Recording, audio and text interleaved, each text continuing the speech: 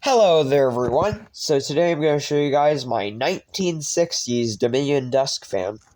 The story behind it is that this was the cheapest vintage fan they had at the antique store. The cheapest priced. It was, I think, $10. Yeah, I think it was. And for a reason. This fan was bent extremely out of shape when I first got it. The blades were all over the place. And I'm pretty sure this used to be used in a kitchen by the previous owner, because the blades were covered in this sticky kitchen grease, and the blades were, like, yellow when I first got it. Also, the cover is missing, probably because the previous owner must have dropped it off a counter or something, maybe even a shelf, because I'm pretty sure the cage must have gotten all dinged up, and I think they discarded it. And the blades were, like, so out of whack to the point that when I turned it on, it was just going like... So, yeah. You can kind of see the bolts they used to hold the cover in. I actually made a replica cover, but I used Dollar Tree wire for it, so that also bent it out of shape.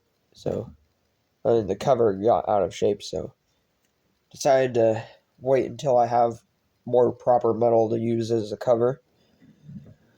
I fixed up the blades so now they're more straight, and also the kitchen grease that used to be on it was so bad to the point that I had to resort to using sandpaper at some point. Like, a little bit of it actually managed to come off, but there were some that were, like, stained into the blade, so I had to use sandpaper. I mean, it's scratched, but I would rather have scratches than a stain that sticks to your finger. For some reason, there's blue spray paint there. Here's the back. Kind of looks like my Hearth and Hand fan a bit. Probably because it's made by the Burston Manufacturing Company. Here's the bottom. Could have sworn there was a sticker in here, but I think it fell off.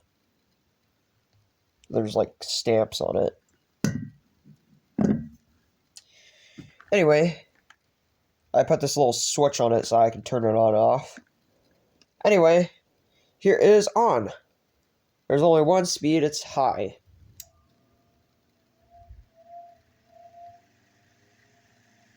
It is insane how quiet this fan is. It blows a pretty good amount of air. Like, I didn't even know vintage fans could get this quiet. Anyway, I have to be careful turning it around here. Don't want to get my fingers caught in it, because that's kind of dangerous. It's also got a little wall mount, so you can put it on the wall. It also goes up and down. Oh boy. Yeah, I really need to put a cover on this.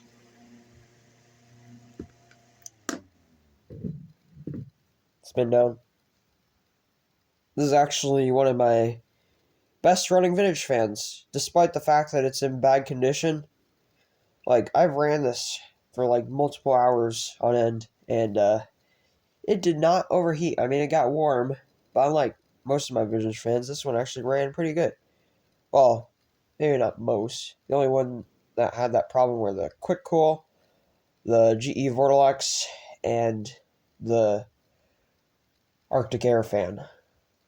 Probably because those ones, the windings are kind of worn out. But this one, despite it being all dinged up, it still worked just fine. So it doesn't have an overheat issue for some reason. Anyway, here's a startup sound for the motor.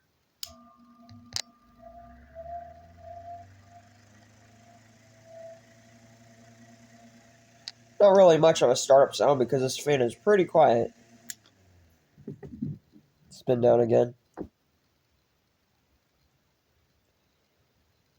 And I'm pretty sure this fan must have had a cap at some point, because I'm guessing that's probably a glue ring. Or it's just the kitchen grease I've been talking about earlier. But I could have sworn I've seen these with like a little metal dome that goes over this nut. Anyway, hope you enjoyed the video, and thanks for watching, and don't forget to like and subscribe, and peace out.